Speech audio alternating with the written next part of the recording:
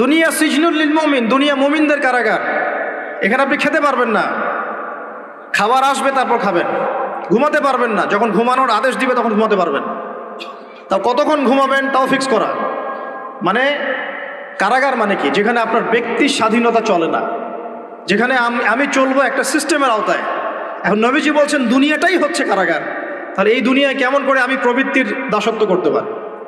কেমন করে আমি আল্লাহকে ভুলে নামাজ বাদ দিতে পারি? কেমন করে জাকাত সেই কবে ফরজ হয়েছে, মিল ইন্ডাস্ট্রিজ ফ্যাক্টরিজ করেছি, জাকাত দেই না। রমজান মাস যায় আসে, রোজাও রাখি না, তারাবি পড়তে পারি না। কোরআন আমার সামনে মানুষ তেলাওয়াত করে, কোরআন আমার ঘরে পড়ে আছে, শেলফের উপরে ধুলাও আছে, শেলফের উপরে কোরআন ধুলাওয়ালা, ধুলো মাখা। কোরআন পড়ার তৌফিক হয় না, নবীর হাদিসগুলো চর্চা করার তৌফিক হচ্ছে না, ইসলামিক বইপত্র পড়তে পারি না।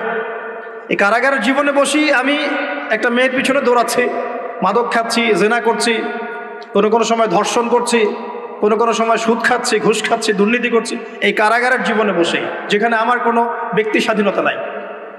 তাহলে কারাগারের জীবনের মেয়াদ যখন শেষ হবে, যখন তাকে এখান থেকে বের করে নিয়ে আসা হবে, অর্থাৎ মৃত্যু, তখন তার সাথে কীরকম রিমান্ডে আচরণ করা হবে এটা ভালো করে বুঝে নেন। নবীজি বলছেন, আদ দুনিয়া সিজনুল লিল মুমিন ওয়াল জান্নাতু লিল কাফির।